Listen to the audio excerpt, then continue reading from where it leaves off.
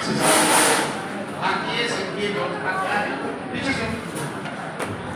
एक बार क्लास में टीचर आने के बाद कभी फ्रंट लेग से नहीं आना चाहिए, हमेशा याद रखिए। और उसमें कोई पीछे डस्ट नहीं हो रही है, हवा नहीं लग रही है, शोर मचाते हैं।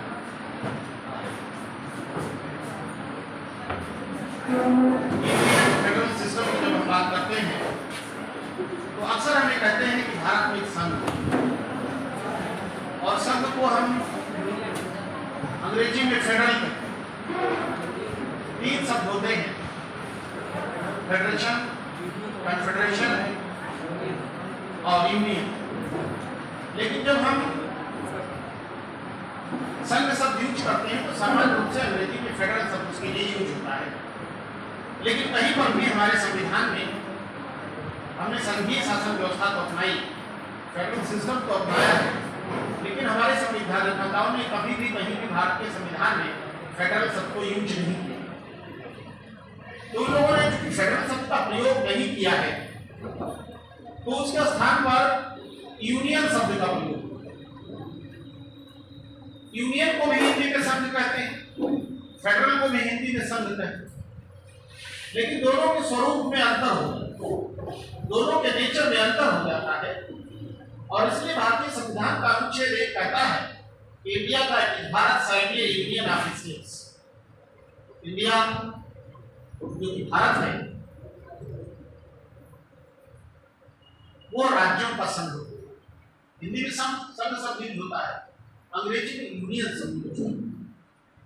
तो कुल मिलाकर के प्रारूप समिति के अध्यक्ष डॉक्टर भीमराव अम्बेडकर से पूछा गया कि आप इसमें यूनियन शब्द का उपयोग क्यों करते हैं, तो उन्होंने स्पष्ट रूप से कहा कि यद्यपि संविधान अपने स्वरूप में संरचना में संघात्मक है, दो this constitution is federal in their structure,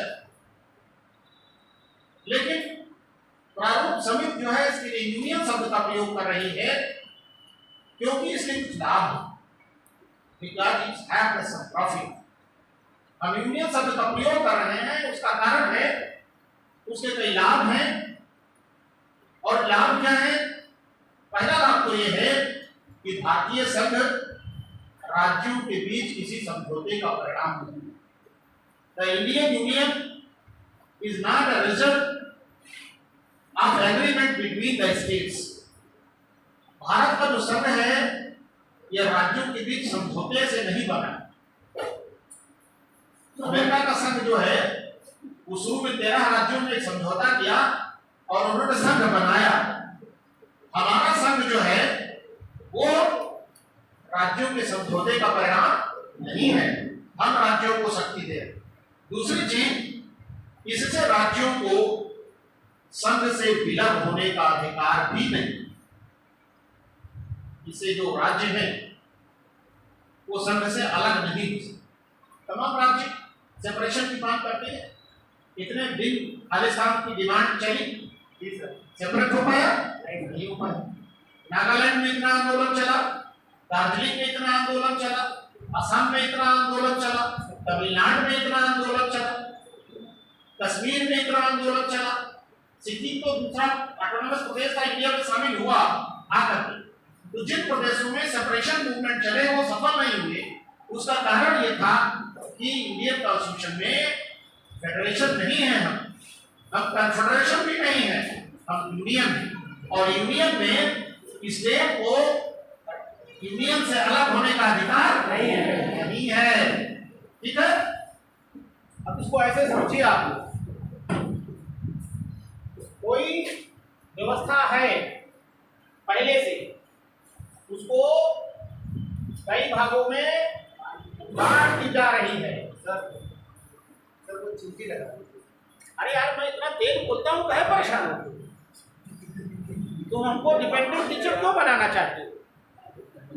आखिर मैं पूरे क्लास में, अच्छा इसकी रिकॉर्डिंग के लिए हो जाएगी, मैं फ्री नहीं हो पाता।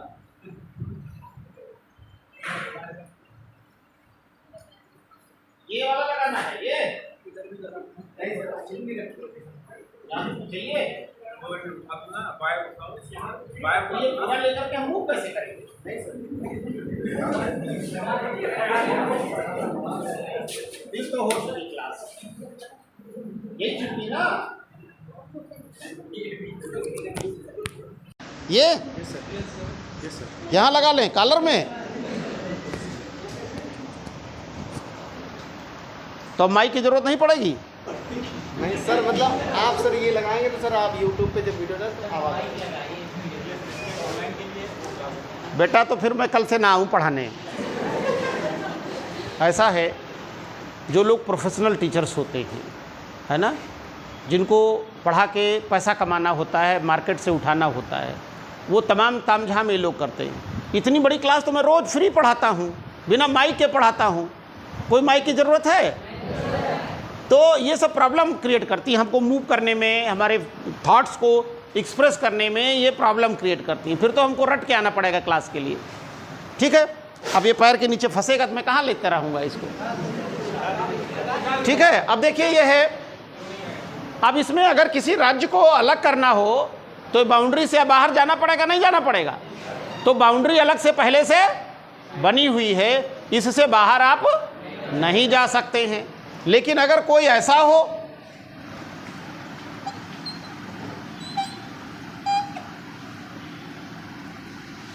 तो कोई अपने आप को अलग होना चाहे तो इससे अलग हो सकता, नहीं हो सकता है? तो ये डिफरेंस है यूनियन में और फेडरेशन में। ये है यूनियन और ये है फेडरेशन। अब आप लोग देखिए कि सोवियत संघ कितना बड़ा राज्य था, बहुत बड़ा राज्य था। अचानक जो है 1989 में उनके राज्यों ने कहा कि नहीं, हम अब आपके साथ नहीं रहेंगे। यूक्रेन ये पहले सोवियत संघ का पार्ट था, रसा वो दोनों स्टेट थे। अब उसके बाद वो लोग पीछे गेट से हो, पीछे से हो, तो अब उन्होंने कह दिया कि नहीं, हम आपके साथ नहीं रहेंगे। तो स्टेट को यह पावर थी कि वो यूनियन फेडरेशन से अलग हो गए। तो यूनियन शब्द इसलिए यूज किया गया कि राज्य जो हैं वो देश से अलग नहीं हो सकते हैं। तो यूनियन शब्द से किसी विशेष संघीय प्रणाली का बोध नहीं होता है। इसका ये मतलब नहीं कि कोई हम स्पेशल व्यवस्था कर रहे हैं। ये शब्द अंग्रेजी के शब्द फ्योडस का ही हिंदी रूपांतर है, जिसका आशय है संधि या समझौता, अर्थात जहां राज्य आपस में समझौता करके एक संघीय सरकार का निर्माण कर लें और उसके नियंत्रण को स्वीकार करके अपने प्रादेशिक भूखंड को उसमें समाहित कर दें, तो वो फेडरेशन होता है, जैसे अमेरिका का हुआ। भारत में तो ऐसा हुआ नहीं। भारत में तो हमने क्या कर दिया, डिवीजन कर दिया है, पूरे क्षेत्र को कई भागों में बांट दिया है। तो कुल मिलाकर के जब संघीय सत्ता में एक बड़े भाग को कई भागों में बांट करके स्थानीय स्तर पर शासन करने की बात की जाती है, तो वहाँ यूनियन होता है। लेकिन जब छोटे छोटे राज्य आपस में मिलते हैं और एक बड़े सरकार को बनाते हैं, बड़ी शासन व्यवस्था को बनाते हैं, तो वहाँ फेडरेशन होता है। ये दोनों के इनिशियल मीनिंग में अंतर है कि यूनियन शब्द भारत में क्यों यूज हुआ और फेडरेशन शब्द क्यों नहीं यूज हुआ, और इसीलिए ये डिफरेंस है। और फेडरल फॉर्म्स ऑफ गवर्नमेंट दो तरीके से दुनिया में बनती हैं, एक होती है सेंट्रीपिटल और एक होती है सेंट्रीफ्यूगल। नोट कर लीजिए आप, there are two type of the federation in the world, they are centripetal and centrifugal, केंद्रोन्मुखी और केंद्राभिमुखी। केंद्रोन्मुखी और केंद्रोभिमुखी। आराम करने आइए, सोने आप पीछे बैठी, क्यों, कुछ नोट कर लो। तुम्हारे बगल जो बैठी लड़की, कुछ लिख लो, कुछ इतना रिलैक्स क्यों हो रही है। केंद्रोन्मुखी और केंद्रोभिमुखी। अब केंद्रोन्मुखी और केंद्रोभिमुखी दो प्रकार के संघ बनते हैं दुनिया में। तो केंद्रोन्मुखी जो संघीय प्रणाली में जब छोटे छोटे राज्य यह महसूस करते हैं कि उनकी स्थिति अकेले कमज़ोर रहेगी, if the small states feel that alone they will be weak, और दुनिया में कोई उनकी बात सुनने के लिए फिर तैयार नहीं होगा, तो वो क्या करते हैं, वो आपस में एक समझौता करते हैं, वो एक एग्रीमेंट करते हैं, आपस में मिल करके एक संघीय सरकार का निर्माण करते हैं। They made a federal government. तो हाँ मैं सर, हाँ नमस्कार, बताएं। ठीक ठीक ठीक ठीक, मैं आ जाऊंगा। ठीक, ओके। तो कुल मिलाकर के वो अपने एक बड़े संघ का निर्माण कर लेते हैं, बड़े देश का निर्माण कर लेते हैं। अब आप महसूस करिए कि अगर अमेरिका के जो 51 राज्य हैं वो अलग अलग हो जाएं तो उनकी स्थिति इतनी अच्छी बन पाएगी दुनिया में क्या? कोई उनकी बात को मानने के लिए तैयार होगा क्या? क्यों नहीं होगा? क्योंकि वो कमज़ोर हो जाएंगे, उनके संसाधन इतने नहीं होंगे, उनकी मिलिट्री पावर्स इतनी नहीं होगी, उनके फाइनेंशियल स्थिति इतनी मजबूत नहीं होगी। तो कुल मिलाकर के राष्ट्रीय महत्व उससे बढ़ जाता है, उस क्षेत्र का महत्व बढ़ जाता है। और उन लोगों ने आपस में, जब छोटे छोटे राज्य आपस में समझौता कर लेते हैं और कहते हैं कि लोकल इशूज को छोड़ करके जो नेशनल इम्पोर्टेंस के विषय हैं उनको हम यूनियन गवर्नमेंट को, संघ सरकार को देते हैं, और लोकल इम्पोर्टेंस के विषय अपने पास रख लेते हैं। कहते हैं ये लोकल चीज़ें हमारे पास रहेंगी, और जो बड़े स्तर की होंगी, व्यापक स्तर के निर्णय जहाँ पर होंगे, जैसे युद्ध है, फाइनेंस है ना, फॉरेन अफेयर्स की है मामला, डिफेंस का मामला है, मतगणना का मामला है, ये सब तमाम चीज़ें हैं, जनगणना का मामला है जो पूरी दुनिया को प्रभावित करते हैं, युद्ध नीति का मामला है। तो ये सब चीज़ें क्या करते हैं लोग, मुद्रा का मामला है, बड़ी पॉलिसी डिसीजन का मामला है। तो ये सब एक बड़ी सरकार जो सभी राज्यों को मिलकर के बनती है उसको सौंप देते हैं और स्थानीय महत्व के विषय अपने पास रख लेते हैं। तो राज्य, उसका स्वरूप बड़ा हो जाता है और फिर वो एक अंतर्राष्ट्रीय स्तर पर उसका महत्व बढ़ जाता है। संयुक्त राज्य अमेरिका की जो प्रणाली है वो केंद्रोन्मुखी यानी सेंट्रीपिटल्स फॉर्म्स ऑफ फेडरलिज्म का सबसे महत्वपूर्ण उदाहरण है। परंतु जब एक बहुत बड़ा राज्य महसूस करता है कि एक केंद्रीय सरकार के माध्यम से पूरे भूभाग पर अच्छे से शासन नहीं चलाया जा सकता, इसको ऐसे देखिए आप लोग।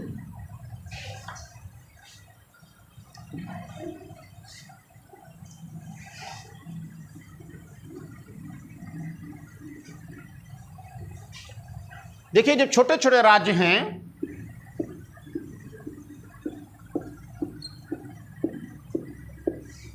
ये महसूस करते हैं कि ये अकेले क्या हैं, कमज़ोर हैं, तब ये लोग एक यूनियन गवर्नमेंट बनाते हैं और कहते हैं हम अपने सारे नेशनल इम्पोर्टेंस के पावर आपको देते हैं। और इस प्रकार से इनकी सबकी शक्तियाँ यहाँ पर केंद्रित हो जाती हैं, ठीक। और इस प्रकार से फिर सरकार के नियंत्रण में एक बड़ा देश बन जाते हैं। तो इतने सारे राज्य जो है मिलकर के एक बड़ा सरकार या बड़ा देश बना लेते हैं। छोटे छोटे देश जब बड़ी देश बना लें तो उसको केंद्रोन्मुखी संघीय प्रणाली कहते हैं। क्या चर्चा कर रही है, घर में जाके पढ़ना, ठीक।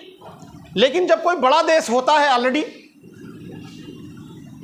ऑलरेडी बड़ा देश है, अब इस बड़े देश में एक अगर सरकार है और पूरे देश पर शासन करना हो तो उसके लिए क्या संभव है? जब तक यहां तक इनकी सेना आएगी इधर से कब्जा हो जाएगा, इधर संभालेंगे इधर चला जाएगा। जब एक केंद्रीय सरकार से पूरे देश पर अच्छा शासन कर पाना संभव नहीं होता है, ऐसी स्थिति में टेरिटोरी के आधार पर, भूभाग के आधार पर पूरे देश को कई भागों में बांट दिया जाता है प्रशासनिक दक्षता के लिए। तो जो सेंट्रीफ्यूगल होती है उसमें व्यवस्था ऊपर से नीचे को आती है। क्या होती है? यानी केंद्र सरकार पूरे देश को प्रशासनिक सुविधा के अनुसार कई भागों में बांट देती है। तो इस तरीके के जो संघ का निर्माण होता है वो संघ क्या होता है? केंद्रोभिमुखी संघ होता है। तो कुल मिलाकर के जब पूरे देश को कई प्रशासनिक इकाइयों में बांट देते हैं और हर इकाई में एक सरकार की स्थापना कर देते हैं, एक गवर्नमेंट बना दी जाती है, तो वो केंद्रोभिमुखी, यानी केंद्र से दूसरी तरफ मुंह करके जो आते हैं और वो शक्तियां प्राप्त करते हैं। तो भारत की जो संघीय प्रणाली है वो केंद्रोभिमुखी शासन प्रणाली है। कैसी है? केंद्रोभिमुखी शासन प्रणाली है। इसका उदाहरण है, इसलिए भारतीय संविधान निर्माताओं ने यूनियन शब्द का प्रयोग किया है। क्या किया है? यूनियन शब्द का प्रयोग किया है। फेडरल शब्द का प्रयोग नहीं किया है, क्योंकि राज्य अपने आप से नहीं बने। अभी आप लोगों ने देखा, आप लोग खैर तब आपका जन्म नहीं हुआ था, यूपी को 2 भागों में बांट दिया गया। उत्तराखंड हो गया और उत्तर प्रदेश हो गया। पहले दोनों एक था। मध्य प्रदेश को 2 भागों में बांट दिया गया, छत्तीसगढ़ बना दिया गया और मध्य प्रदेश रह गया। बिहार को 2 भागों में बांट दिया गया, झारखंड और बिहार बना दिया गया। आंध्र प्रदेश को 2 भागों में बांट दिया गया, तेलंगाना। तमिलनाडु को 2 भागों में बांट दिया गया, 2 प्रदेश बन गए थे। बोलो, एक आंध्र प्रदेश बना था और एक तमिलनाडु बना था। ठीक है? नहीं समझ में आई? मुंबई को 2 भागों में बांट दिया गया तो कौन कौन से प्रदेश बने? महाराष्ट्र और गुजरात बना। पंजाब को 2 भागों में बांट दिया गया तो कौन से 2 प्रदेश बने? हरियाणा और पंजाब बना। तो इतने तमाम सारे ऐसे हैं जो भी आप सोचते नहीं थे कि इंडिया में ये सब प्रदेश बनाए गए हैं। प्रशासनिक सुविधा को दृष्टि में रखते हुए तो केंद्र सरकार एक प्रस्ताव पास करती है और वो बना देती है। राज्यों को तोड़ दिया गया और रोज राज्य को पता ही नहीं चलता है कि हमारा कब डिवीज़न हो गया। तो कुल मिलाकर के भारतीय संघ की प्रकृति के बारे में, कैसा भारत का संघ होगा, why the India will be union of states, यह इस पर लंबा डिबेट चली, बहुत लंबा विवाद चला था। एक तरफ कुछ विद्वानों का मानना था that Indian union is the super federation, Bharat का संघ एक अति संघीय व्यवस्था है। क्या है? हम जो व्यवस्था बना रहे हैं इसमें संघात्मकता के तत्व ज़्यादा हैं। जबकि कुछ लोगों का मानना था कि भारतीय संघ मूलतः सिर्फ संघीय है। एक कहते नहीं बहुत ज़्यादा फेडरल है हमारा, दूसरे लोग कहते नहीं कि 100 फेडरल हैं, और कुछ लोग कहते नहीं ये तो पूरा तरीके से यूनिटरी फॉर्म्स ऑफ गवर्नमेंट है, पूरी तरीके से एकात्मक सरकार है जिसमें संघ बहुत ज़्यादा मजबूत है और राज्यों को उस लेवल की पावर नहीं प्राप्त है। और इसलिए कुल मिलाकर के दुनिया में अमेरिका का जो परसंघ व्यवस्था है वो संघात्मक शासन प्रणाली का आइडियल एग्जाम्पल है। उतना आइडियल एग्जाम्पल हमारा देश नहीं है। भारत का जो परिसंघ है, जो भारत का संघ है, वो पूरी तरीके से एकात्मक लक्षणों वाला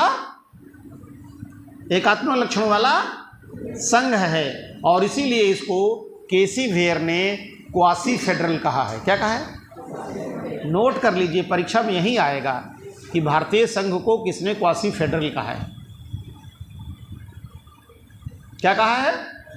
इतना इस तरीके से पढ़ा दे रहा हूँ कि आपको प्रीलिम्स की सिर्फ जरूरत नहीं, मेंस में भी अगर आपको लिखने को मिलेगा, सब्जेक्टिव सवाल भी आप लिख लेंगे, है ना।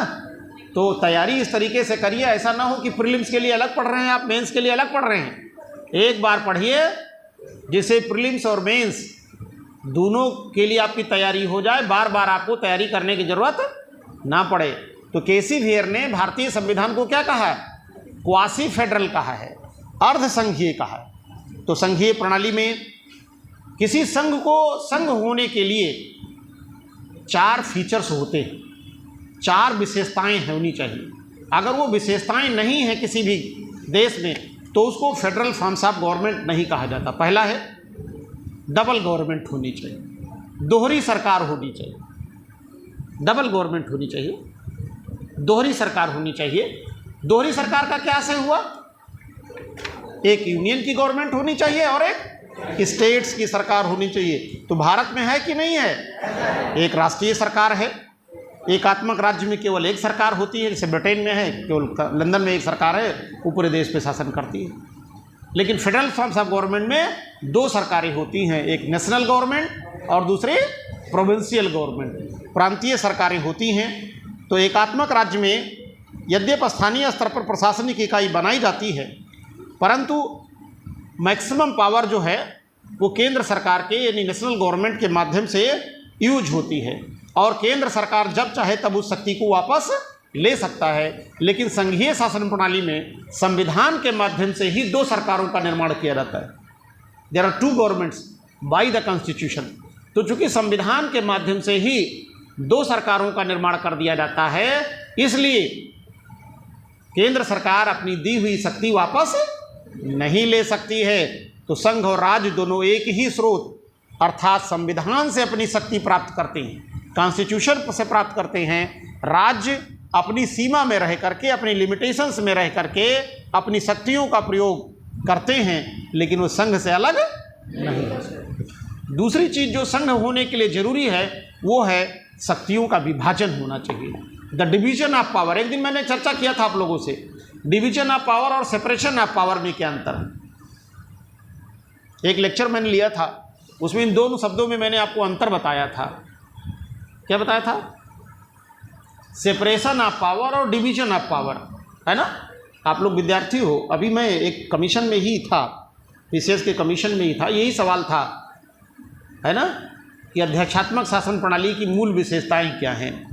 तो जिस बच्चे ने सेपरेशन ऑफ पावर की बजाय डिवीजन ऑफ पावर लिख दिया, उसका सवाल गलत हो गया।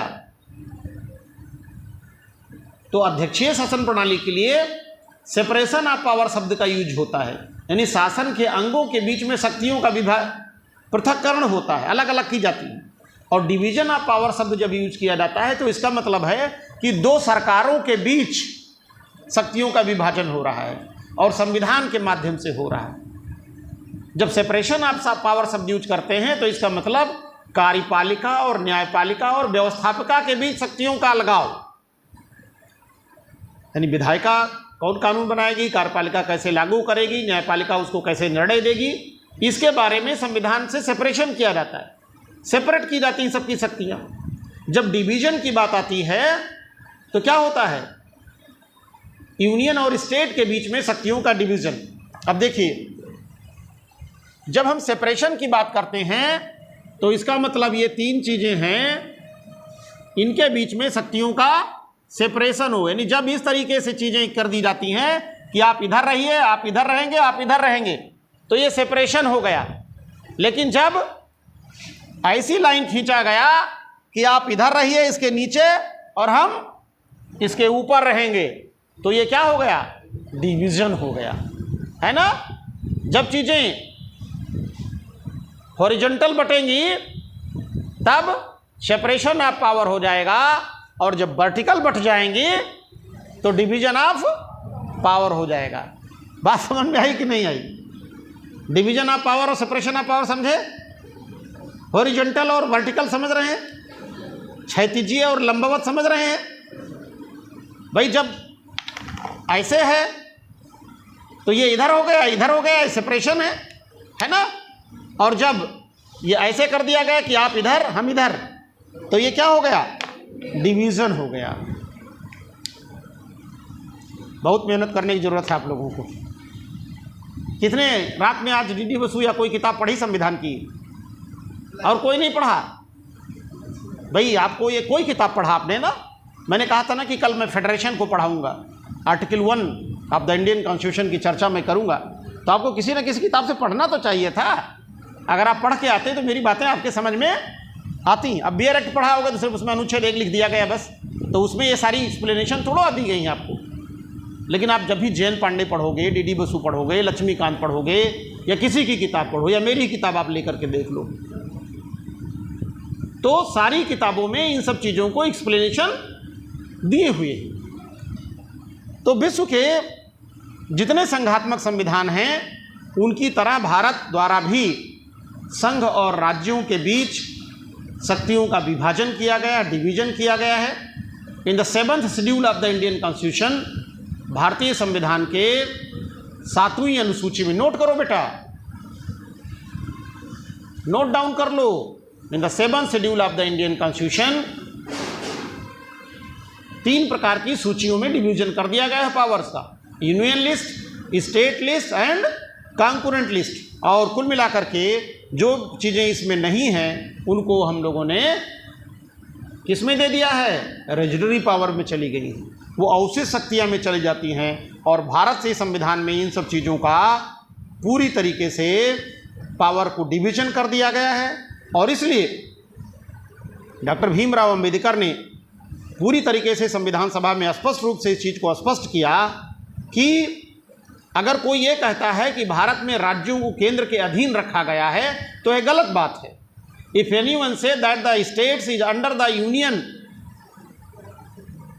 In the India so it is absolutely wrong. उन्हें कहता है कि हमने शक्तियों का विभाजन किया है, लेकिन अगर कोई कहे नहीं सिर्फ एकात्मक लक्षण है और पूरी तरीके से राज्य सरकारों को यूनियन गवर्नमेंट के नियंत्रण में काम करना है, तो ये कहना ठीक बात नहीं है। क्योंकि उनका कहना था कि केंद्र अपनी इच्छा से विभाजन रेखा को बदल नहीं सकता है। The union government can not be change the division of power between the union and state. केंद्र और राज्यों के बीच में शक्तियों का जो विभाजन है वो केंद्र सरकार अकेले बदल नहीं सकता है और न्यायालय इसमें परिवर्तन ला सकता है। एंड द जुडिशरी में B change of any decision of union government. Union government के किसी भी निर्णय को न्यायपालिका बदल सकती है। तो फेडरल फॉर्म्स ऑफ गवर्नमेंट होने के लिए ज़रूरी है, यूनियन गवर्नमेंट के लिए ज़रूरी है कि पहली चीज़ क्या हो, डुअल गवर्नमेंट हो। दूसरी चीज़ क्या है, डिवीजन ऑफ पावर हो। और तीसरी चीज़ क्या है, सुपरमेसी ऑफ कॉन्स्टिट्यूशन हो, संविधान की सर्वोच्चता हो। अगर संविधान सर्वोच्च नहीं है, कॉन्स्टिट्यूशन सर्वोच्च नहीं है, सरकारें सर्वोच्च होने लगेंगी, व्यक्ति सर्वोच्च होने लगेगा, तो जो इच्छा होगी वो प्रस्ताव पास करा लेंगे, हम पास करा के लेंगे और संविधान को जैसा चाहेंगे वैसा क्या कर लेंगे, बदल लेंगे। तो भारत में संविधान देश के सर्वोच्च कानून के रूप में प्रभावी है। इसके प्राविधान सरकारों पर बाध्यकारी हैं। संविधान इन प्राविधानों के विरुद्ध किसी भी प्रकार का निर्माण संभव नहीं है।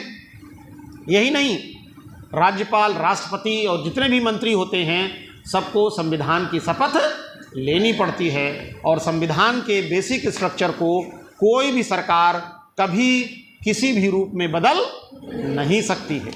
लेकिन एक सबसे महत्वपूर्ण चीज़ है जो किसी भी फेडरल गवर्नमेंट के लिए ज़रूरी है, अगर वो चीज़ नहीं होगी तो फिर वो फेडरेशन नहीं हो सकता है। वो है इंडिपेंडेंट जुडिशरी, स्वतंत्र न्यायपालिका। अगर न्यायपालिका स्वतंत्र नहीं है, न्यायपालिका दबाव में कार्य करती है या सरकार के कहने से वो कार्य करती है, फिर तो जैसे चाहेंगे वो संविधान को लागू करेंगे। तो इंडिपेंडेंट जुडिशरी बहुत ही एसेंशियल होती है और इसलिए भारतीय संविधान में इंडिपेंडेंट जुडिशरी की व्यवस्था की गई है। न्यायाधीशों की नियुक्ति सरकार के माध्यम से तो की जा सकती है, लेकिन सरकार न्यायाधीशों को हटा नहीं सकते हैं। उनके रिटायरमेंट के बाद या वो एक बार नियुक्ति होने के बाद उनके वेतन भत्तों में कोई कटौती नहीं हो सकती है। उनके वेतन और भत्ते सब किस पर भारित होते हैं, भारत के कंसोलिडेटेड फंड पर भारित होते हैं, संचित निधि पर होते हैं और उनको समावेदन की प्रक्रिया से हटाया जाएगा, अन्य किसी भी प्रक्रिया से हटाया नहीं जा सकता है। समावेदन की प्रक्रिया, प्रोसेस ऑफ रिमूवल कहते हैं उसको, इम्पीचमेंट नहीं कहते हैं। ठीक है, बहुत सारी किताबों में लिखा है और तमाम अच्छी किताबों में भी लिखा है कि द जजेज ऑफ सुप्रीम कोर्ट और high court removed by the process of impeachment. तो इम्पीचमेंट सिर्फ प्रेसिडेंट के खिलाफ होता है और किसी के खिलाफ इम्पीचमेंट नहीं होता है। आर्टिकल 61 में प्रेसिडेंट के खिलाफ इम्पीचमेंट की बात है और इम्पीचमेंट सिर्फ एक आधार पर होता है और वो क्या है, वायलेशन ऑफ कॉन्स्टिट्यूशन, संविधान का उल्लंघन पर होता है और संसद के दोनों सदनों से अलग अलग 2/3 बहुमत से पारित होना चाहिए। अलग अलग 2/3 बहुमत से पारित होना चाहिए कुल सदस्य संख्या के। और जो जजेज हटाए जाते हैं, इलेक्शन कमीशन के आयुक्त हटाए जाते हैं, महालेखाकार हटाया जाता है, इनके सबके लिए प्रोसेस ऑफ रिमूवल होता है, समावेदन की प्रक्रिया होती है। और समावेदन की प्रक्रिया में आधार क्या होता है, संविधान का उल्लंघन नहीं होता है, साबित कदाचार और असमर्थता होती है, प्रूव्ड।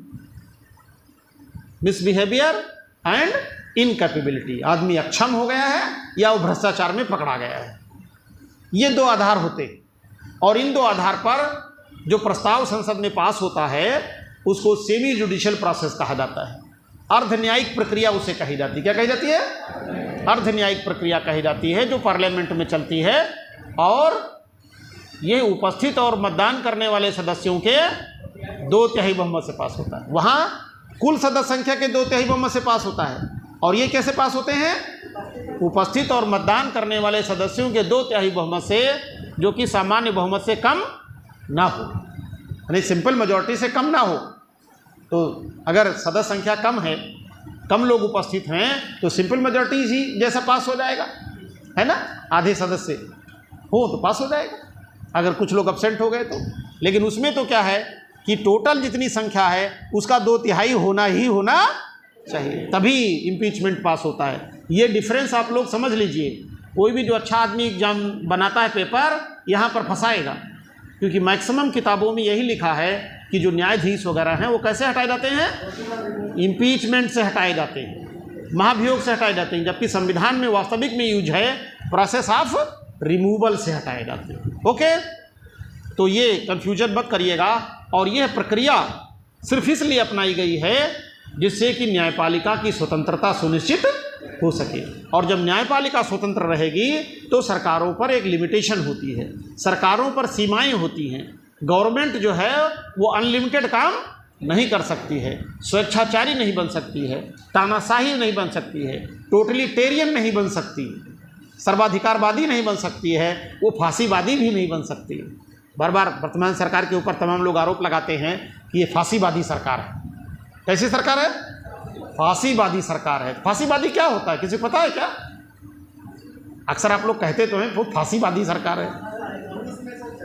रूस में कभी नहीं रहा, वहाँ तो अधिनायकवादी सरकार थी। ये आप लोग 2-3-4 शब्द नोट कर लीजिए, इनका मीनिंग आज पढ़ लीजिएगा ब्रिटानिका से, ठीक है, या गूगल पे उसे पढ़ लीजिएगा,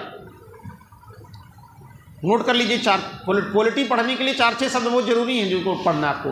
फांसीवाद क्या है, नाजीवाद क्या है, नाजीवाद, फांसीवाद, सर्वाधिकारवाद, माओवाद, समाजवाद, साम्यवाद, उदारवाद, व्यक्तिवाद, अराजकतावाद, एनार्किज्म, फासिज्म, नाजिज्म, टोटलिटेरियनिज्म, है ना, लिबरलिज्म, कम्युनिज्म, सोशलिज्म, एनार्किज्म, ये शब्द ऐसे हैं जिनको आपको इनका मीनिंग पता होना चाहिए। ये सब डेमोक्रेसी के अगेंस्ट की अवधारणाएं हैं। इसमें उदारवाद जो है वो डेमोक्रेसी को प्रोटेक्ट करता है और इंडिविजुअलिज्म का है। तो कुल मिलाकर के हम कह सकते हैं कि जो चारों आधार हैं ये भारतीय संविधान में पाए जाते हैं। शक्तियों का विभाजन भी है, दोहरी सरकारें भी हैं, संविधान की सर्वोच्चता भी है, क्योंकि अनुच्छेद 32 में सुप्रीम कोर्ट को संविधान का क्या बना गया है? प्रोटेक्टर एंड गारंटर कहा गया है। और ये भी कहा गया है केशवानंद भारती केस में कि सरकार जो है संविधान के बेसिक स्ट्रक्चर में परिवर्तन नहीं कर, क्या बोल दिया तुमने? कर सकती है? नहीं कर सकती है, ठीक है, बेसिक स्ट्रक्चर में। तो संविधान की सर्वोच्चता अपने आप साबित होती है और न्यायपालिका स्वतंत्र है। अगर न्यायपालिका स्वतंत्र न होती तो प्रधानमंत्री का निर्वाचन अवैध न घोषित होता है। किस प्रधानमंत्री का निर्वाचन अवैध घोषित हुआ था? इंदिरा गांधी का, है ना। और उस समय बहुत ही मजबूत प्रधानमंत्री हुआ करती थी वो, ठीक है। तो कुल मिलाकर के भारतीय संविधान के संघीय होने न होने पर विवाद उठाने का कोई कारण दृष्टिगत नहीं होता है। संविधान संघवाद की कसौटी पर खरा उतरता है। इतना सब होने के बावजूद भी भारतीय संविधान में तमाम सारे एकात्मक लक्षण पाए जाते हैं। तमाम सारे विद्वानों ने भारतीय संविधान के तमाम सारे यूनिटरी फीचर्स को इंडिकेट किया है, जिसमें एक तो यही कहा जाता है कि यहाँ पर देखिए भाई सिंगल सिटीजनशिप है, डबल सिटीजनशिप नहीं है। तो डबल सिटीजनशिप नहीं तो हम संघ किस बात के हैं? इकहरी नागरिकता जो है वो पहली बात कह देती कि नागरिक हम इंडिया के हैं, तो काहे बात की स्टेट की पावर में हम फिर रहें। तो इकहरी नागरिकता जो है वो एक ही सुविधा आपको मिलेगी। अमेरिका में आदमी अपने स्टेट का भी नागरिक होता है, स्टेट गवर्नमेंट भी उसको सुविधा देती है, और यूनियन गवर्नमेंट की सुविधा अपने देश के अंदर अपने प्रदेश की सुविधाएं पाता है, और देश के बाहर निकलता है तो देश की सुविधाएं पाता है। तो भारत में ऐसा नहीं है, एक सिंगल सिटीजनशिप है। दूसरा सबसे बड़ा आरोप लगाया जाता है कि जो डिवीजन ऑफ पावर तो है, लेकिन डिवीजन ऑफ पावर में जो सबसे ज़्यादा महत्वपूर्ण विषय हैं वो सब यूनियन गवर्नमेंट को दे दिए गए हैं। यूनियन लिस्ट में 99 सब्जेक्ट हैं और यहाँ पर तो 67 थे, अब घट करके कितने हो गए, 62 सब्जेक्ट हो गए, 62 विषय हो गए। 5-6 विषय जो थे उनको कहाँ ले गए, कॉन्करेंट लिस्ट में या यूनियन लिस्ट में लेके चले गए। तो कम सब्जेक्ट हैं। इसी के साथ जब कॉन्करेंट लिस्ट की बात आती है तो कॉन्करेंट लिस्ट में भी शक्तियों के विभाजन में कह देते हैं कि भाई देखिए, अगर दोनों सरकारी कानून बना सकती है समवर्ती सूची में, लेकिन अगर दोनों में विवाद होगा तो यूनियन गवर्नमेंट का लॉ प्रिवेल होगा। और इसके अलावा अगर कहीं कुछ नहीं लिखा है तो किसके पास है वो पार्लियामेंट के पास है, संसद के पास है। यानी अगर कहीं किसी लिस्ट में कोई पावर नहीं लिखी गई, अब जैसे देखिए संचार की व्यवस्था पहले कहीं नहीं थी, भाई मोबाइल नहीं था, नेटवर्किंग सिस्टम नहीं था, तो ये तो लिखा ही नहीं गया था। ये सब किस में था, रीजनरी पावर में था, पार्लियामेंट के पास था। पार्लियामेंट ने इसको फिर यूनियन लिस्ट में डाल लिया। क्या कर लिया, यूनियन लिस्ट में डाल लिया। जो नए विषय आते हैं वो सब यूनियन लिस्ट में चले जाते हैं। तो कुल मिलाकर के यूनियन गवर्नमेंट इससे मजबूत हो जाती है, और राज्य की स्थिति कमज़ोर जब होती है तो हम ये कह सकते हैं कि पावर ऑफ डिवीज़न तो है, लेकिन पावर ऑफ डिवीज़न क्या है, एकांगी है, यूनिलिटरल है, एक तरफ वो झुका हुआ है। तीसरी चीज़ जो है वो है कि ये संकट काल में पूरी तरीके से एकात्मक हो जाती है। In the emergency it's absolutely become the unitary forms of government. बिल्कुल पूरी तरीके से राष्ट्रपति को आपातकालीन शक्तियां दे दी गई, अनुच्छेद 352 से लेकर के 360 तक में, है ना। राष्ट्रीय आपात आया, सशस्त्र विद्रोह हुआ, क्या हो गया, राष्ट्रीय आपात लागू हो गया, राज्य सरकारें काम करना बंद कर दी, पूरी तरीके से सारी पावर किसके पास चली जाती है, यूनियन गवर्नमेंट के पास चली गई। राज्य सरकारों से केंद्र सरकार सहमत नहीं है, संविधान में थोड़ा भी उसको लगा कि इसमें संविधान के अनुसार सरकार नहीं चल रही है, तो अनुच्छेद 356 के तहत क्या कर दिया, राष्ट्रपति शासन लागू कर दिया। अगर अनुच्छेद 256 और 257 के तहत केंद्र सरकार द्वारा दिए गए निर्देश को राज्य सरकार ने मानने से मना किया तो क्या होता है, अगर अनुच्छेद 256 और 257 के तहत केंद्र सरकार जब राज्य सरकारों को निर्देश देती है और राज्य सरकार उस निर्देश का पालन नहीं करती है तो क्या लागू हो जाता है, किस अनुच्छेद के तहत लागू होता है, बोलो भाई। जब ऐसे उल्टा सीधा आज कचरा ज्ञान रखोगे तो ऐसे सवाल का उत्तर दोगे। अंडर द आर्टिकल 365 अनुच्छेद 365 में ये कहा गया है कि यदि अनुच्छेद 256 और 57 के तहत केंद्र सरकार द्वारा दिए गए निर्देशों को राज्य सरकार मानने में असफल होती है तो ये माना जाएगा कि उस राज्य में संवैधानिक तंत्र विफल हो गया है और वहाँ पर प्रेसिडेंट रूल लागू हो जाएगा। यही सब टेक्निकल चीज़ें हैं जो एग्जामिनर फंसाता है। 352 में तो राष्ट्रीय आपातकाल है बेटा, 365 में क्या लिखा है देखो, तब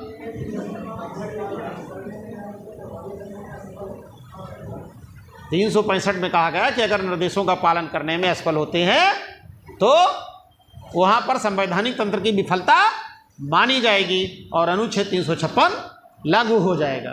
ओके, वित्तीय आपातकाल की घोषणा का अधिकार किसको है, सिर्फ यूनियन गवर्नमेंट को है, राज्य सरकार नहीं कर सकती है।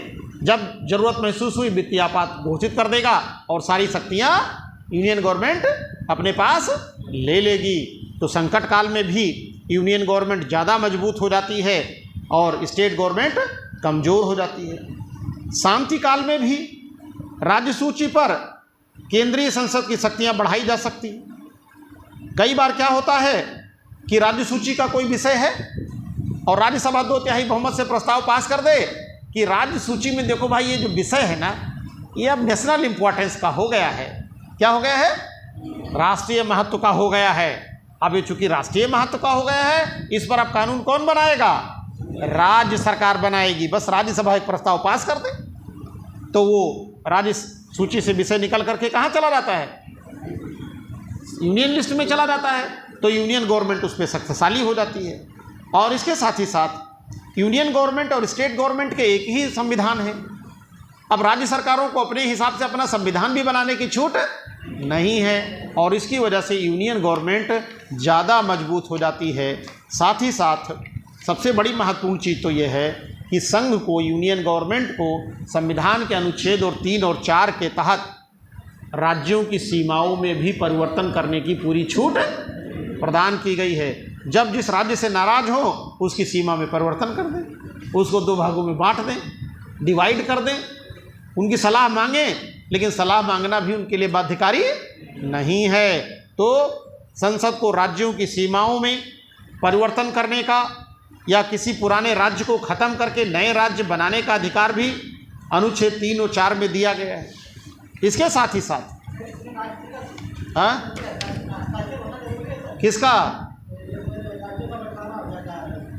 किसका सिग्नेचर होना जरूरी है?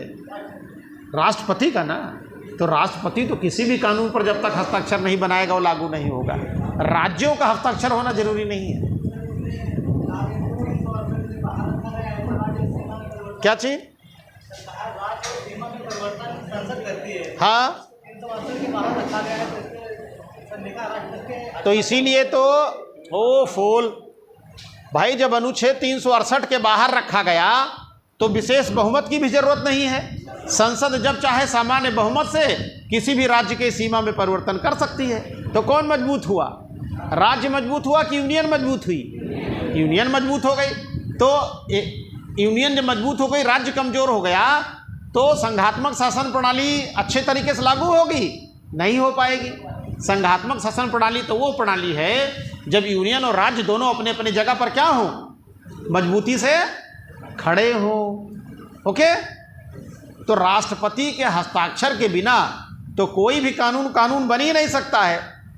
आप कानून बनाए रखे रहो अपने पास, लेकिन जब तक प्रेसिडेंट की एसेंट नहीं प्राप्त होगी, अनुमति नहीं प्राप्त होगी, है ना, आप पढ़ के रखे रहो, सारी मार्कशीट बन जाए, लेकिन अगर उस पर परीक्षा नियंत्रक और प्रिंसिपल का हस्ताक्षर नहीं होगा तो आपकी मार्कशीट को कोई मानेगा क्या? तब अगर परीक्षा नियंत्रक का और प्रिंसिपल का सिग्नेचर आपकी मार्कशीट पर नहीं हुआ, कितना मेहनत करो, कितना काम करो, कितना अच्छा रिजल्ट ले आओ, और वो मार्कशीट आप किसी को दिखाओगे, उठा के फेंक देगा, जाओ पहले इस पर प्रिंसिपल के सिग्नेचर करवा के लाओ। यानी प्रमाणित कौन करेगा? हेड ऑफ द इंस्टीट्यूट करेगा। उसी तरीके से कोई भी कानून जब तक उस पर हेड ऑफ द स्टेट के हस्ताक्षर नहीं होंगे, राज्य प्रमुख का हस्ताक्षर नहीं होगा, कैसे कानून बन जाएगा भाई? वो अमान्य हो जाएगा। ठीक है, तो इसके साथ साथ भारत में एक इंटीग्रेटेड जुडिशियल सिस्टम पाया जाता है, एकीकृत न्यायपालिका पाई जाती है। यानी पब्लिक जो है वो न्याय पंचायत से शुरू करके और सुप्रीम कोर्ट तक मुकदमा कर सकती है। अमेरिका में भी सुप्रीम कोर्ट तक मुकदमा नहीं कर सकते हैं आप। अमेरिका में कोई भी व्यक्ति सिर्फ हाई कोर्ट तक मुकदमा कर सकता है। यानी आप अपने राज्य के न्यायालय तक जा सकते हैं, प्रमुख न्यायालय तक। सर्वोच्च न्यायालय में सिर्फ राज्यों के बीच विवाद के मुकदमे होंगे, कोई व्यक्ति सुप्रीम कोर्ट में मुकदमा नहीं कर सकता है। इंडिया में कौन कौन कर सकता है? हर कोई नागरिक अनुच्छेद 32 के तहत एक रिट तैयार करो और कहो हमारे मौलिक अधिकारों का उल्लंघन हुआ है, अतः इसको आप सुनिए और इसको आप लागू कराइए। तो इंटीग्रेटेड जुडिशियल सिस्टम जो है वो यूनिक है और इसकी वजह से यूनियन गवर्नमेंट मजबूत होती है। इसके साथ ही साथ राज्यों को राज्यसभाओं में समान प्रतिनिधित्व नहीं है। अमेरिका में सीनेट में हर राज्य को, चाहे छोटा राज्य है चाहे बड़ा राज्य है, सबको 2 मेंबर भेजना है। यानी यूपी भी 2 भेजेगा और सिक्किम भी 2 भेजेगा। यानी वहाँ पर राज्यसभा में सभी राज्यों की औकात क्या है? बराबर है। लेकिन इंडिया में द्वितीय सदन में, राज्यसभा में सबकी औकात बराबर नहीं है। वहाँ पर भी जनसंख्या के आधार पर रिप्रेजेंटेशन है। यूपी को कितना रिप्रेजेंटेशन है? 36 है, 31, पहले 36 था, 31 से 4 वहाँ गया, ठीक। और सिक्किम को 1 है, ठीक है। मणिपुर, मिजोरम, त्रिपुरा को 1 है। गोवा को 1 ही राज्यसभा सदस्य भेज सकता है, समझ रहे हैं।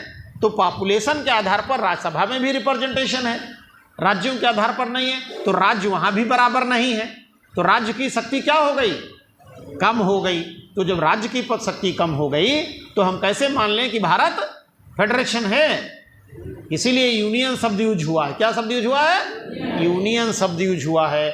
और इसके साथ ही साथ राज्यपालों की नियुक्ति भी, गवर्नर की नियुक्ति भी केंद्र सरकार करती है, और जब चाहे जब करे और जब चाहे तब उनको हटा दे। राज्यपालों के माध्यम से ही नियंत्रण करती है। और एक चीज़ और बता चुका हूँ कि यूनियन गवर्नमेंट को स्टेट गवर्नमेंट को निर्देश देने का अधिकार है। The union government have power to give the direction to the states. अनुच्छेद 256-57 में भी मैंने चर्चा की आपसे कि अगर कोई निर्देश यूनियन गवर्नमेंट देती है और राज्य सरकार नहीं मानती है तो 365 के तहत क्या हो जाएगा? प्रेसिडेंट रूल वहाँ पर लागू हो जाएगा। इसके साथ ही साथ आर्थिक दृष्टिकोण से भी मैक्सिमम टैक्सेशन राज्यों, केंद्र सरकार के पास है।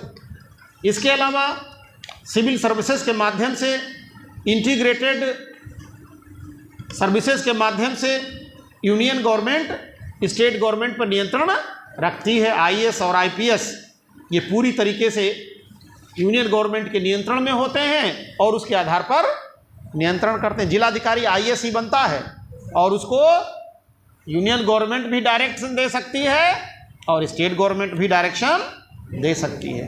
तो कुल मिलाकर के हम अगर पूरी तरीके से देखें तो भारत में यूनियन गवर्नमेंट और स्टेट गवर्नमेंट का अगर हम तुलना करें तो भारत में पूरी तरीके से क्या नहीं है? फेडरल फॉर्म्स ऑफ गवर्नमेंट नहीं है। पावर्स जो हैं यूनियन गवर्नमेंट की तरफ क्या हैं? बहुत झुकी हुई हैं। एक लंबे समय तक भारत में ये कहा जाता रहा है कि यहाँ पर सहकारी संघवाद है। कैसा संघवाद है? सहकारी संघवाद है। लेकिन वास्तव में यहाँ पर सहकारी संघवाद के बजाय अर्धसंघीय संघात्मक व्यवस्था है, जिसमें सहकारिता का सिर्फ क्या कहा जाता है? बोलिए। कि सहकारी संघवाद है, यूनियन और स्टेट के बीच में कोऑर्डिनेशन है, ऐसी व्यवस्था की बात हम करते हैं, लेकिन वास्तव में वैसा है नहीं। तो ये सब तमाम सारे फीचर्स हैं और इसीलिए एक लंबा इतिहास रहा है भारत में।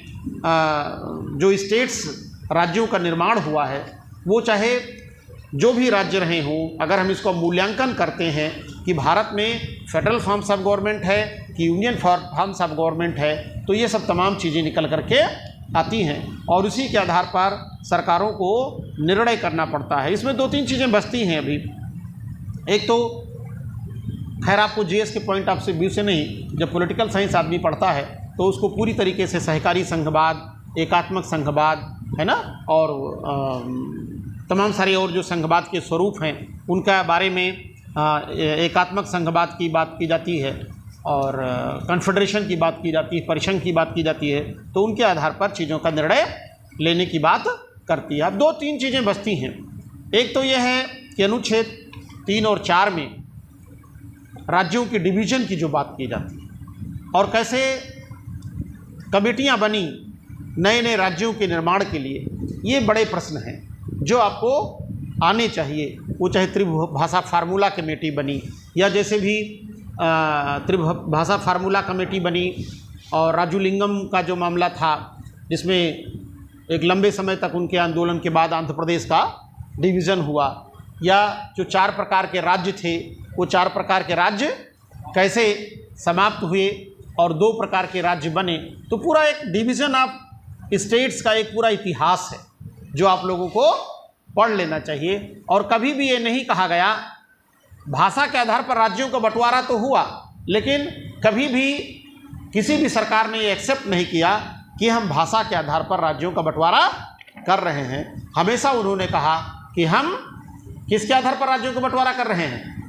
प्रशासनिक आवश्यकताओं के अनुसार, प्रशासनिक सुविधाओं के अनुसार राज्यों के बंटवारे की बात होती रही है। और इसीलिए ये बड़ा महत्वपूर्ण इशू रहा है कि कैसे डिवीज़न हो। तो अनुच्छेद 4 और 5 में राज्यों के डिलिमिटेशन की बात होती है, कैसे राज्यों को डिलिमिट किया जाएगा, कैसे उनको बांटा जाएगा। ये कहा तो जाता है कि जिस भी राज्य को बंटवारा करने की बात है, अनुच्छेद 3 में कहते हैं, तो उसके अनुमति की ज़रूरत है और वहाँ से प्रस्ताव पास होना चाहिए, लेकिन उसके प्रस्ताव को स्वीकार किया जाएगा ये ज़रूरी नहीं है। ठीक है, तो ये बड़ा महत्वपूर्ण चीज़ें हैं जिनको आपको पढ़ना है।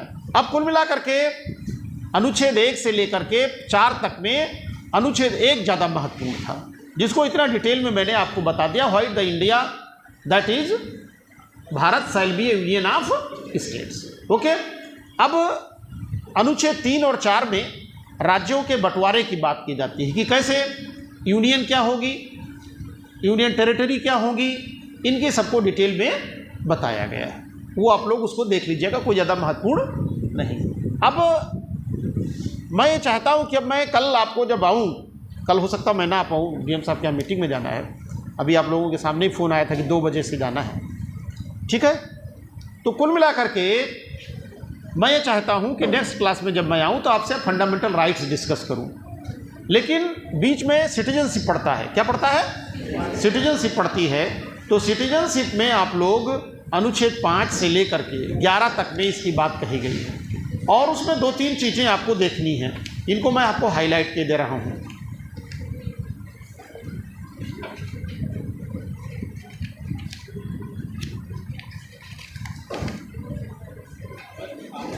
क्या?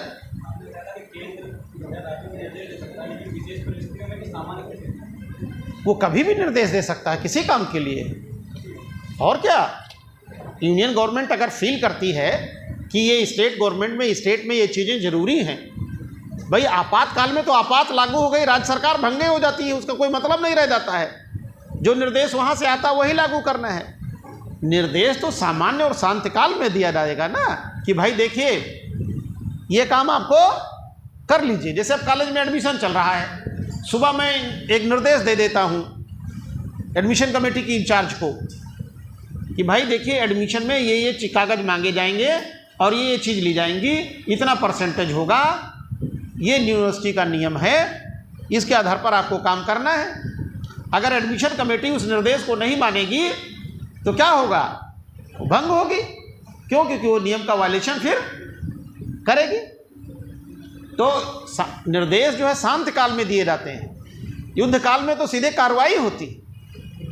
ठीक है, तो खड़े होके बोलो, तुम्हारी आवाज़ तुम्हारे पास तक आए।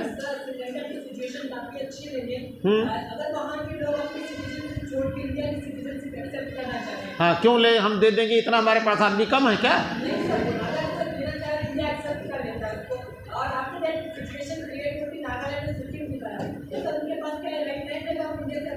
वो इंडियन पार्लियामेंट अगर उनको अलाउ करेगी तब वो होंगे ना। इंडियन पार्लियामेंट अलाउ करे, वो रजिस्ट्रीकरण के लिए एप्लीकेशन दें।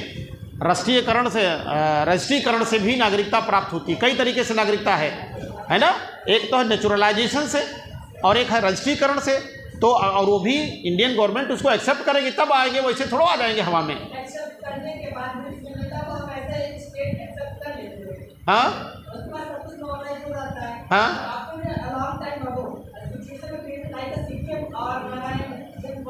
तो सिक्किम तो भारत का राज्य बन गया है, सिक्किम में तो कोई समस्या नहीं है। सिक्किम ने कभी नहीं चाहा अलग होना, क्योंकि सिक्किम को पता है कि सिक्किम अलग होगा तो चाइना उसको पकड़ लेगा, उसकी गर्दन, है ना। हाँ, नागालैंड में थोड़ा प्रॉब्लम थी और सिक्किम में ऐसी प्रॉब्लम कभी नहीं रही। क्या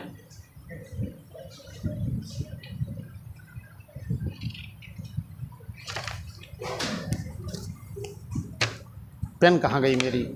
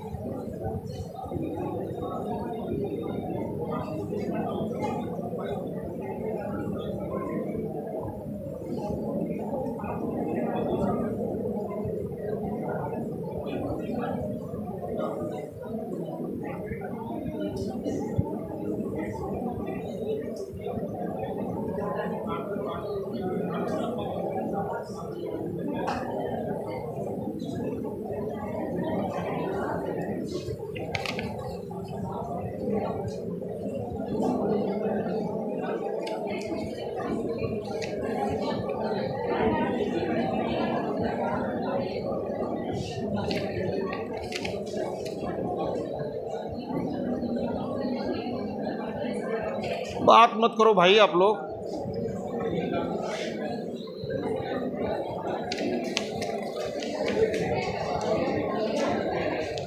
तो ये सिटीजनशिप का जो अवधारणा है ये पूरी तरीके से बिल्कुल अलग है। इसको आप लोग ज़रूर करिएगा। और इस चैप्टर में आप 2-3 चीज़ें और पढ़ लीजिएगा, क्योंकि जीएस में सामान्यतः नहीं पढ़ाया जाता है कि जो राज्यों के डिलिमिटेशन के लिए या राज्यों और स्टेट्स के बीच में जो विवाद रहे हैं उनके समाधान करने के लिए राजमन्नार कमेटी का गठन हुआ था। आनंदपुर साहब प्रस्ताव आया था, नोट कर लीजिए कहीं। और सरकारिया कमेटी का गठन हुआ था। तो सरकारिया कमेटी, राजमन्नार कमेटी और आनंदपुर साहब प्रस्ताव, ये सब तमाम चीज़ें हैं जो राज्यों के बारे में रही हैं। एस.आर. बोम्मई केस का उल्लेख कर लीजिएगा, तो एस.आर. बोम्मई का भी महत्वपूर्ण स्थान रहा है।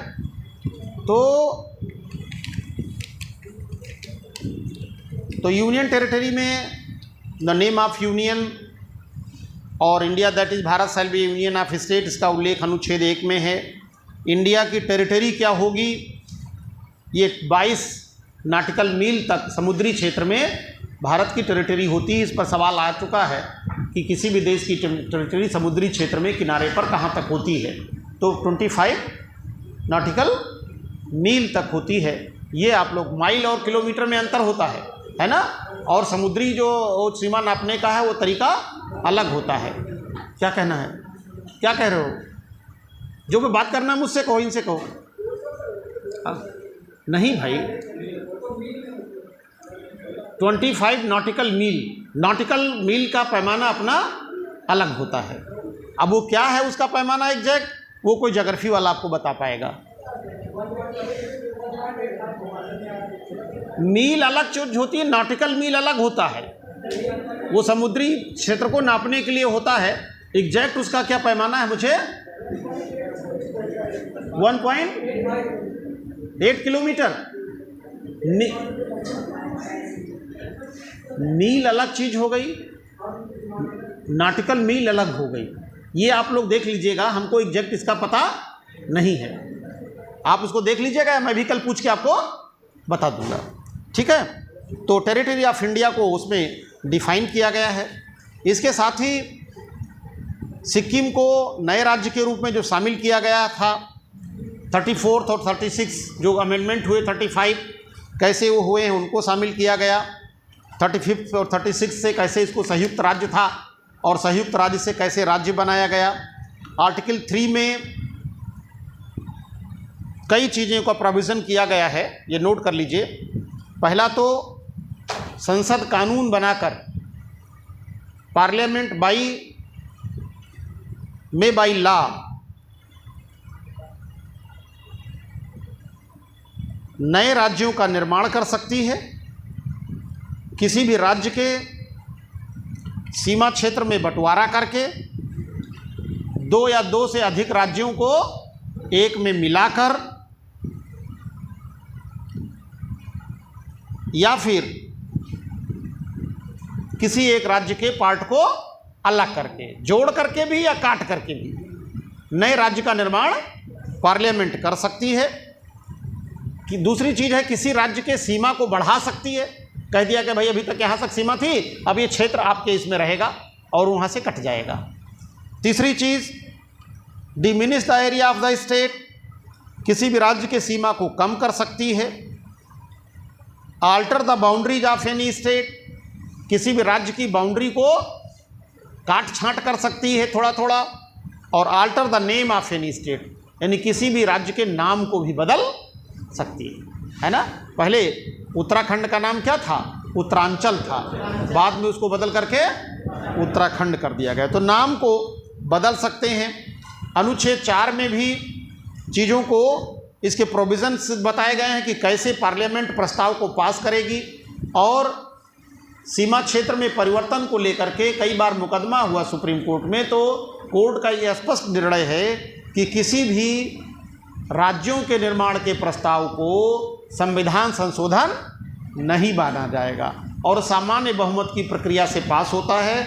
आर्टिकल 368 को इसमें लागू करने की ज़रूरत नहीं है। तो पूरा चीज़ें इसमें दी हुई हैं, इससे आप लोग देख लीजिएगा। इससे कभी कभार सवाल उठता है ना, खास करके लिमिटेशन डिलिमिटेशन को लेकर के। सिटीजनशिप में अनुच्छेद 5 से लेकर के 11 तक चीज़ें दी गई हैं, इनको कल हम आपको ब्रीफ कर देंगे। लेकिन महत्वपूर्ण जो आर्टिकल हैं, जो आईपीओ की बात होती है, पर्सन ऑफ या पीआईओ की बात होती है, पर्सन ऑफ इंडियन ओरिजिन की बात होती है, उनको जो डबल सिटीजनशिप देने की बात कही। हम अक्सर पढ़ते हैं कि हमारे यहाँ सिंगल सिटीजनशिप है, लेकिन जब हम कई बार देखते हैं कि जो इंडियन डायस्पोरा के लोग हैं, कौन लोग हैं, इंडियन डायस्पोरा के लोग हैं, उनको डबल सिटीजनशिप की बात की जाती है, पर्सन ऑफ इंडियन ओरिजिन की बात की जाती है, पीआईओ की बात की जाती है, उनको डबल सिटीजनशिप की बात की जाती है। और इसके लिए तमाम सारे प्रोविज़न हैं। इस पार्ट को पढ़ना इसलिए बहुत ज़रूरी है कि नागरिकता को लेकर के ही अभी जो नया बिल पास हुआ है वो बड़ा महत्वपूर्ण है ना, कि नागरिकता देने में किनको किनको वरीयता दी जाएगी और किनको किनको वरीयता नहीं दी जाएगी। अब श्रीलंका से कोई इस्लाम धर्म मानने वाला आएगा तो उस बिल का क्या हो जाएगा, वायलेशन हो जाएगा। वो तो उनको देने के लिए तैयार नहीं है नागरिकता, है ना। और सिर्फ समस्या किसने क्रिएट किया, रोहिंग्याओं ने किया। रोहिंग्या यहाँ इतना आ गए कि बहुत सारी समस्या उत्पन्न हो गई और रोहिंग्या को रोकने के लिए सिर्फ सरकार को इतने बड़े कदम उठाने पड़े और इतना बड़ा बवाल देश में हुआ। ओके, और फिर वो समस्या जो आई थी कोरोना के समय, दिल्ली वाली, क्या नाम था वो भाई घटना, बाय, अरे वो मस्जिद में जो लोग आए थे, तबलीगी जमात की समस्या जो आई और रोहिंग्या की समस्या आई, इन दोनों समस्याओं ने पूरा बिल पास करा दिया। ठीक है, तो ये इसको सिटीजनशिप को लेकर के कि citizenship by naturalisation, citizenship by रजिस्ट्रीकरण, है ना, और 2-3 चीज़ें और हैं कि पाकिस्तान से किस डेट तक के लोग आए वापस, उनको कैसे नागरिकता मिलेगी, और जो यहाँ से गए और फिर लौट आए उनको कैसे नागरिकता मिलेगी। ये सब 2-3-4 पॉइंट हैं जिनको आपको देखने की ज़रूरत है। और कल आप लोग बिल ज़रूर पढ़ लीजिएगा। जो कौन सा बिल है? नागरिकता संशोधन बिल जो है वो ज़रूर पढ़ के आप लोग आइएगा और उसको ज़रूर तैयार कर लीजिएगा। ये मेंस में ज़रूर पूछा जाता है। Okay, thank you.